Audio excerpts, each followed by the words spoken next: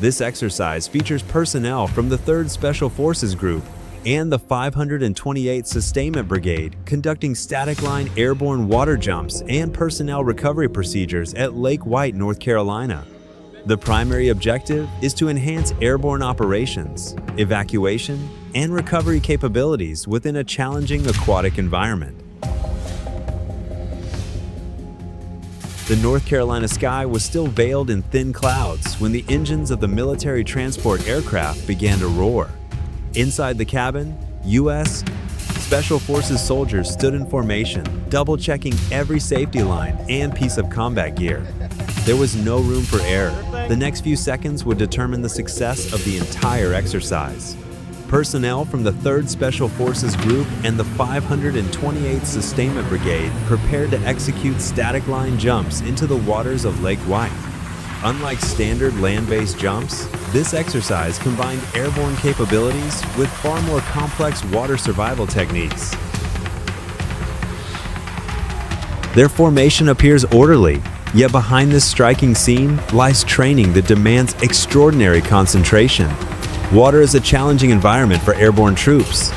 Upon hitting the lake's surface, every soldier must immediately release their parachute, manage their combat gear, and avoid the risk of being dragged by a canopy still caught in the wind. No instructions are repeated. Every procedure has been committed to memory through extensive training. Rapid thinking and precise action are key to ensuring every operative emerges from the water safely.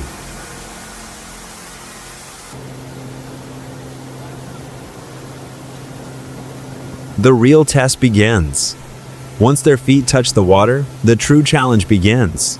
The heavy load of equipment can quickly become a hazard if procedures are not executed correctly.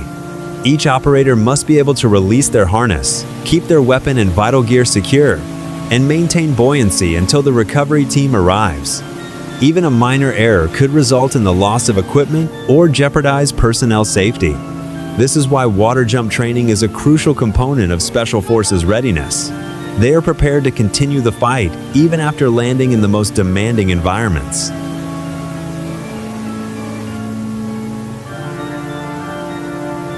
On the lake's surface, the recovery team stands ready. They maneuver in boats to ensure all jumpers are successfully gathered in accordance with operational procedures. Speed of extraction is the top priority. In a real-world operation, every wasted minute increases the risk to both the personnel and the mission at hand. This exercise tests coordination between the jumpers and the recovery team, ensuring the entire process is rapid, safe, and efficient, even under high-pressure conditions.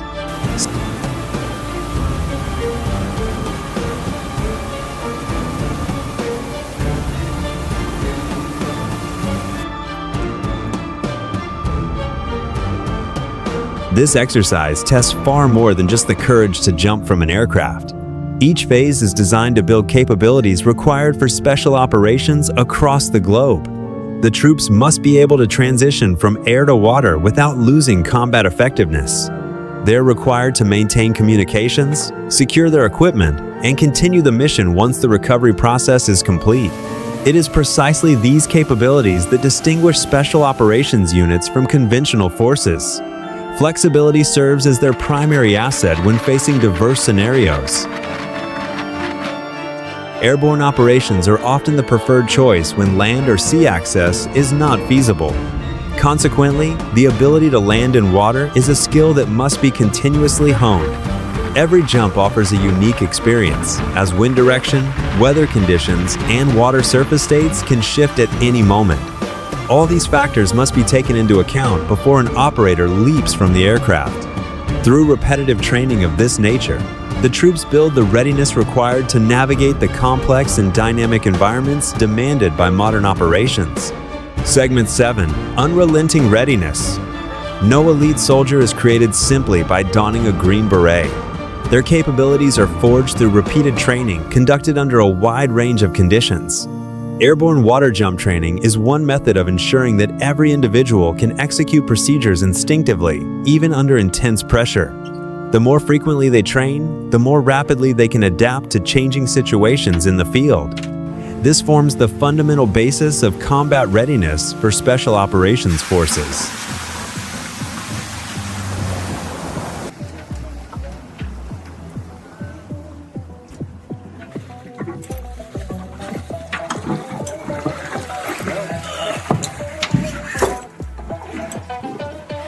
do about 6'7"? Yeah. Oh yeah.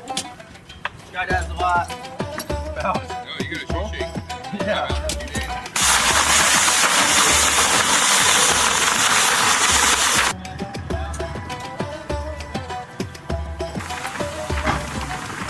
The sound of rotor blades began to echo over Lake White as a UH-60 Blackhawk from the 135th Assault Helicopter Battalion, AHB, Army National Guard, entered the training area.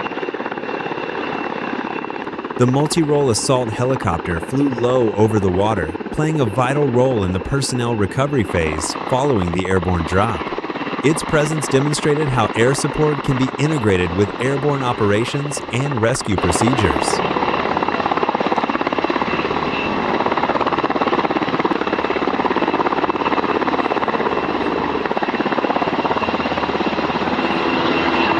From the air, the Blackhawk crew monitored the position of each parachutist while maintaining coordination with the recovery team on the lake's surface. In such training scenarios, the speed of communication and coordination between elements is crucial to ensuring that all personnel are recovered safely and efficiently. Every crew member, from pilots and cabin crew to ground support personnel, executed their duties with precision.